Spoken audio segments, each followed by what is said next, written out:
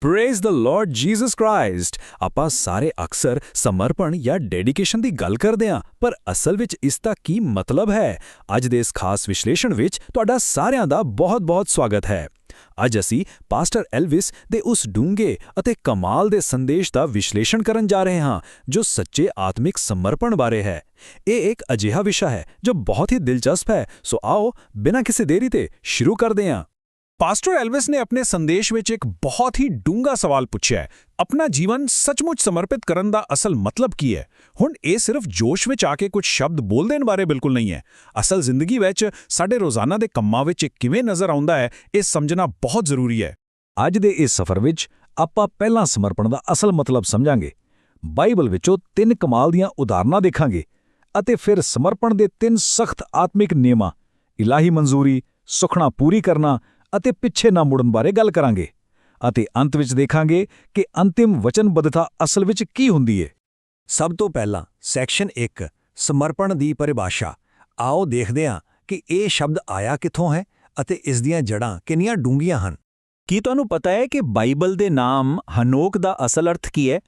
ਗੁਜਰਾਤੀ ਅਤੇ ਹਿੰਦੀ ਵਿੱਚ ਇਸ ਦਾ ਸਿੱਧਾ ਜਿਹਾ ਮਤਲਬ ਹੈ ਅਰਪਿਤ ਜਾਂ ਅਰਪਣ।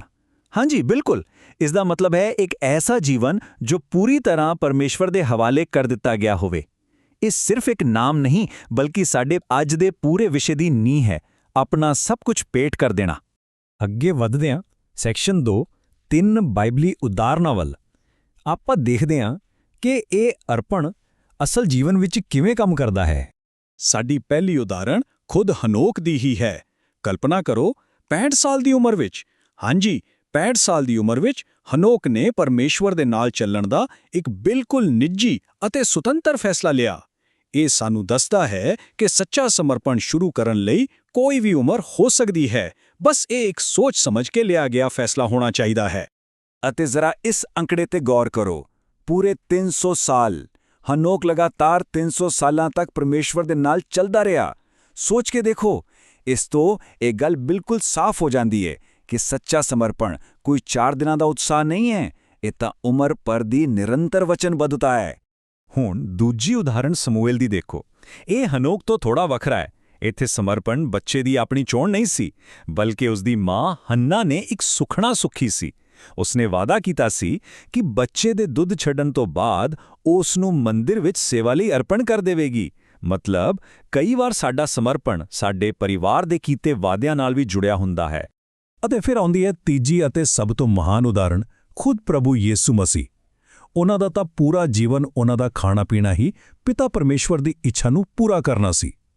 ਇਹ ਉਹ ਮੁਕੰਮਲ ਸਮਰਪਣ ਹੈ ਜਿੱਥੇ ਇਸ ਧਰਤੀ ਤੇ ਜਿਉਣ ਦਾ ਇੱਕੋ ਇੱਕ ਮਕਸਦ ਸਿਰਫ ਇਲਾਹੀ ਇੱਛਾ ਨੂੰ ਪੂਰਾ ਕਰਨਾ ਬਣ ਜਾਂਦਾ ਹੈ। ਇਸ ਤੋਂ ਵੱਡਾ ਕੋਈ ਸਮਰਪਣ ਹੋ ਹੀ ਨਹੀਂ ਸਕਦਾ। ਹੈਰਾਨੀ ਦੀ ਗੱਲ ਦੇਖੋ, ਯਿਸੂ ਮਸੀਹ ਨੇ ਸਿਰਫ 12 ਸਾਲ ਦੀ ਛੋਟੀ ਜਿਹੀ ਉਮਰ ਵਿੱਚ ਹੀ ਆਪਣੀ ਇਸ ਵਚਨਬੱਧਤਾ ਨੂੰ ਪੂਰੀ ਤਰ੍ਹਾਂ ਸਮਝ ਲਿਆ ਸੀ। ਜਦੋਂ ਉਹ ਮੰਦਿਰ ਵਿੱਚ ਰਹਿ ਗਏ ਸਨ ਤਾਂ ਉਹਨਾਂ ਨੇ ਬਿਲਕੁਲ ਸਾਫ਼ ਕਹਿ ਦਿੱਤਾ ਸੀ ਕਿ ਉਹਨਾਂ ਦਾ ਆਪਣੇ ਪਿਤਾ ਦੇ ਭਵਨ ਵਿੱਚ ਹੋਣਾ ਲਾਜ਼ਮੀ ਹੈ। ਇੰਨੀ ਛੋਟੀ ਉਮਰ ਵਿੱਚ ਇੰਨੀ ਡੂੰਘੀ ਆਤਮਿਕ ਸਮਝ ਵਾਕਈ ਬਹੁਤ ਕਮਾਲ ਹੈ। ਹੁਣ ਆਉਂਦੇ ਹਾਂ ਸੈਕਸ਼ਨ 3 ਤੇ। ਨਿਯਮ ਪਹਿਲਾ, ਇਲਾਹੀ ਮਨਜ਼ੂਰੀ। ਇੱਥੋਂ ਪਾਸਟਰ ਐਲਵਿਸ ਦੇ ਸੰਦੇਸ਼ ਦੇ ਉਹ ਸਖਤ ਨਿਯਮ ਸ਼ੁਰੂ ਹੁੰਦੇ ਹਨ ਜਿਨ੍ਹਾਂ ਤੇ ਸਾਨੂੰ ਬਹੁਤ ਧਿਆਨ ਦੇਣ ਦੀ ਲੋੜ ਹੈ। ਕੇਨ ਅਤੇ ਹਾਬਲ ਦੀ ਕਹਾਣੀ ਤਾਂ ਤੁਹਾਨੂੰ ਯਾਦ ਹੀ ਹੋਵੇਗੀ। ਇਹ ਸਾਨੂੰ ਇੱਕ ਬਹੁਤ ਹੀ ਜ਼ਰੂਰੀ ਗੱਲ ਸਿਖਾਉਂਦੀ ਹੈ। ਕੇਨ ਦੀ ਭੇਟ ਰੱਦ ਹੋ ਗਈ, ਪਰ ਹਾਬਲ ਦੀ ਸਵੀਕਾਰ ਕਰ ਲਈ ਗਈ। ਕਿਉਂ? ਕਿਉਂਕਿ ਸਿਰਫ ਆਪਣੀ ਮਰਜ਼ੀ ਨਾਲ ਕੁਝ ਭੇਟ ਕਰ ਦੇਣਾ ਹੀ ਕਾਫੀ ਨਹੀਂ ਹੁੰਦਾ। ਜਦੋਂ ਤੱਕ ਪਰਮੇਸ਼ਵਰ ਖੁਦ ਉਸ ਨੂੰ ਮਨਜ਼ੂਰ ਨਹੀਂ ਕਰਦਾ, ਉਹ ਭੇਟ ਬੇਅਰਥ ਹੈ। ਸੋ ਇਸ ਦਾ ਨਿਚੋੜ ਕੀ ਹੈ? ਪਹਿਲੀ ਗੱਲ, ਸਮਰਪਣ ਸਿੱਧਾ ਦਿਲੋਂ ਆਉਣਾ ਚਾਹੀਦਾ ਹੈ। ਦੂਜੀ ਗੱਲ, ਉਸ ਭੇਟ ਤੇ ਪਰਮੇਸ਼ਵਰ ਦੀ ਮਨਜ਼ੂਰੀ ਵਾਲੀ ਮੋਹਰ ਲੱਗਣੀ ਬਹੁਤ ਜ਼ਰੂਰੀ ਹੈ। ਅਤੇ ਤੀਜੀ ਗੱਲ, ਬਿਨਾਂ ਇਲਾਹੀ ਮਨਜ਼ੂਰੀ ਦੇ ਵੱਡੇ-ਵੱਡੇ ਦਾਅਵੇ ਕਰਨਾ ਜਾਂ ਖਾਲੀ ਸ਼ਬਦ ਬੋਲਣਾ ਬਿਲਕੁਲ ਬੇਕਾਰ ਹੈ। ਯਾਨੀ ਸਮਰਪਣ ਸਿਰਫ ਸਾਡਾ ਫੈਸਲਾ ਨਹੀਂ, ਉੱਪਰੋਂ ਆਈ ਮੋਹਰ ਵੀ ਮੰਗਦਾ ਹੈ। ਚਲੋ ਅੱਗੇ ਵਧਦੇ ਹਾਂ। ਸੈਕਸ਼ਨ 4 ਨਿਯਮ ਦੂਜਾ, ਸੁਖਣਾ ਪੂਰੀ ਕਰੋ।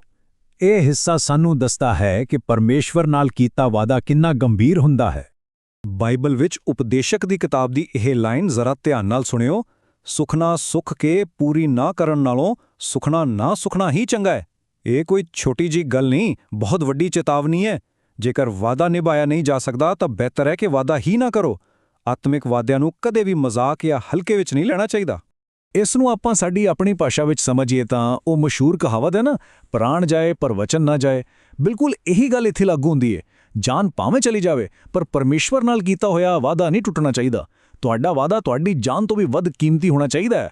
ਅਸਲ ਵਿੱਚ ਜਦੋਂ ਅਸੀਂ ਕੋਈ ਸੁਖਣਾ ਸੁਖਦੇ ਹਾਂ ਤਾਂ ਇਹ ਮਾਲਕੀਅਤ ਬਦਲਣ ਵਾਂਗ ਹੈ। ਸਮਰਪਣ ਤੋਂ ਬਾਅਦ ਤੁਸੀਂ ਪੂਰੀ ਤਰ੍ਹਾਂ ਪਰਮੇਸ਼ਵਰ ਦੀ ਸੰਪਤੀ ਬਣ ਜਾਂਦੇ ਹੋ। ਇਹ ਕਿਸੇ ਖਾਸ ਜਗ੍ਹਾ ਅਤੇ ਸਮੇਂ ਤੇ ਲਿਆ ਗਿਆ ਇੱਕ ਪੱਕਾ ਫੈਸਲਾ ਹੁੰਦਾ ਹੈ। ਇਸ ਨੂੰ ਪੁਰਾਣੇ ਸਮਿਆਂ ਦੀ ਨਾਜ਼ੀਰੀ ਸੁਖਣਾ ਵਾਂਗ ਪੂਰੀ ਸਖਤੀ ਨਾਲ ਬਿਨਾਂ ਕਿਸੇ ਸਮਝੌਤੇ ਦੇ ਨਿਭਾਉਣਾ ਪੈਂਦਾ ਹੈ। ਆਓ ਹੁਣ ਪਹੁੰਚਦੇ ਹਾਂ ਸੈਕਸ਼ਨ 5 ਤੇ। ਨਿਯਮ 3, ਕਦੇ ਪਿੱਛੇ ਨਾ ਮੁੜੋ। ਇਹ ਸ਼ਾਇਦ ਸਮਰਪਣ ਦਾ ਸਭ ਤੋਂ ਜ਼ਰੂਰੀ ਅਤੇ ਅੰਤਿਮ ਨਿਯਮ ਹੈ। ਪ੍ਰਭੂ ਯੀਸੂ ਦੇ ਇਹ ਸ਼ਬਦ ਸਿੱਧਾ ਦਿਲ ਤੇ ਵਾਰ ਕਰਦੇ ਹਨ। ਕੋਈ ਵੀ ਜੋ ਹਲ ਤੇ ਹੱਥ ਰੱਖ ਕੇ ਪਿੱਛੇ ਵੇਖਦਾ ਹੈ, ਉਹ ਪਰਮੇਸ਼ਵਰ ਦੇ ਰਾਜ ਦੇ ਯੋਗ ਨਹੀਂ ਹੈ। ਕਿੰਨੀ ਡੂੰਘੀ ਗੱਲ ਹੈ। ਇਸ ਦਾ ਸਿੱਧਾ ਜਿਹਾ ਮਤਲਬ ਇਹ ਹੈ ਕਿ ਜੇ ਇੱਕ ਵਾਰ ਤੁਸੀਂ ਆਤਮਿਕ ਰਾਹ ਚੁਣ ਲਿਆ ਤਾਂ ਪੁਰਾਣੀ ਜ਼ਿੰਦਗੀ ਵੱਲ ਝਾਕਣ ਦੀ ਇੱਛਾ ਵੀ ਤੁਹਾਡੇ ਸਮਰਪਣ ਨੂੰ ਜ਼ੀਰੋ ਕਰ ਦਿੰਦੀ ਹੈ। ਪਿੱਛੇ ਹਟਣ ਦਾ ਖਤਰਾ ਬਹੁਤ ਹੀ ਭਿਆਨਕ ਹੈ। ਬਾਈਬਲ ਸਾਫ਼ ਚੇਤਾਵਨੀ ਦਿੰਦੀ ਹੈ ਕਿ ਜੇਕਰ ਕੋਈ ਛੱਤ ਤੇ ਹੈ ਤਾਂ ਆਪਣਾ ਸਮਾਨ ਲੈਣ ਲਈ ਵੀ ਹੇਠਾਂ ਨਾ ਆਵੇ, ਅਤੇ ਜੇਕਰ ਖੇਤ ਵਿੱਚ ਹੈ ਤਾਂ ਪਿੱਛੇ ਨਾ ਮੁੜੇ। ਸੋਚੋ, ਇੱਕ ਵਾਰ ਪਰਮੇਸ਼ਵਰ ਦੇ ਰਾਹ ਤੇ ਤੁਰ ਪਏ ਤਾਂ ਫੋਕਸ ਸਿਰਫ ਅੱਗੇ ਹੋਣਾ ਚਾਹੀਦਾ ਹੈ। ਯੂ ਟਰਨ ਲੈਣ ਦੀ ਕੋਈ ਗੁੰਜਾਇਸ਼ ਹੀ ਨਹੀਂ ਹੈ। ਅਤੇ ਹੁਣ ਸਾਡਾ ਆਖਰੀ ਹਿੱਸਾ ਸੈਕਸ਼ਨ 6, ਅੰਤਿਮ ਵਚਨਬੱਧਤਾ। ਆਓ ਇਹਨਾਂ ਸਾਰੀਆਂ ਗੱਲਾਂ ਨੂੰ ਜੋੜ ਕੇ ਦੇਖੀਏ ਕਿ ਪੂਰੀ ਤਸਵੀਰ ਕੀ ਬਣਦੀ ਹੈ। ਪਾਸਟਰ ਐਲਵਿਸ ਦੇ ਪੂਰੇ ਸੰਦੇਸ਼ ਦਾ ਨਿਚੋੜ ਇਹ ਹੈ, ਸੱਚਾ ਅਰਪਣ ਜ਼ਿੰਦਗੀ ਭਰ ਦਾ ਸਫ਼ਰ ਹੈ, ਕੋਈ ਇੱਕ ਦਿਨ ਦਾ ਕੰਮ ਨਹੀਂ। ਇਸ ਵਿੱਚ ਸਿਰਫ ਸਾਡੀ ਮਿਹਨਤ ਨਹੀਂ, ਬਲਕਿ ਪਰਮੇਸ਼ਵਰ ਦੀ ਮਨਜ਼ੂਰੀ ਲਾਜ਼ਮੀ ਹੈ। ਜੋ ਵਾਅਦੇ ਅਸੀਂ ਕਰਦੇ ਹਾਂ ਉਹ ਜਾਨ ਦੀ ਕੀਮਤ ਤੇ ਵੀ ਪੂਰੇ ਹੋਣੇ ਚਾਹੀਦੇ ਹਨ। ਅਤੇ ਸਭ ਤੋਂ ਵੱਡੀ ਗੱਲ, ਬਸ ਅੱਗੇ ਵਧਦੇ ਰਹਿਣਾ ਹੈ, ਪਿੱਛੇ ਨਹੀਂ ਮੁੜਨਾ। ਇਸ ਤੋਂ ਪਹਿਲਾਂ ਕਿ ਅਸੀਂ ਅੱਜ ਦਾ ਇਹ ਵਿਸ਼ਲੇਸ਼ਣ ਖਤਮ ਕਰੀਏ, ਜ਼ਰਾ ਲੂਤ ਦੀ ਪਤਨੀ ਬਾਰੇ ਸੋਚੋ। ਮੈਂ ਤੁਹਾਨੂੰ ਇੱਕ ਸਵਾਲ ਨਾਲ ਛੱਡ ਕੇ ਜਾਣਾ ਚਾਹੁੰਦਾ। ਕੀ ਤੁਸੀਂ ਕਦੇ ਹਲ ਤੇ ਹੱਥ ਰੱਖਣ ਤੋਂ ਬਾਅਦ ਵਾਪਸ ਪਿੱਛੇ ਮੁੜ ਕੇ ਦੇਖਿਆ ਹੈ? ਇਹ ਸਵਾਲ ਸਾਨੂੰ ਆਪਣੇ ਅੰਦਰ ਝਾਤੀ ਮਾਰਨ ਲਈ ਮਜਬੂਰ ਕਰਦਾ ਹੈ ਕਿ ਕੀ ਸਾਡਾ ਸਮਰਪਣ ਸੱਚਮੁੱਚ ਪੱਕਾ ਹੈ? ਮੈਨੂੰ ਪੂਰੀ ਉਮੀਦ ਹੈ ਕਿ ਅੱਜ ਦੇ ਇਸ ਵਿਸ਼ਲੇਸ਼ਣ ਨੇ ਤੁਹਾਡੇ ਕਈ ਸਵਾਲਾਂ ਦੇ ਜਵਾਬ ਦਿੱਤੇ ਹੋਣਗੇ। ਸੋਚਦੇ ਰਹੋ, ਅੱਗੇ ਵਧਦੇ ਰਹੋ। ਅੱਜ ਲਈ ਬਸ ਇੰਨਾ ਹੀ।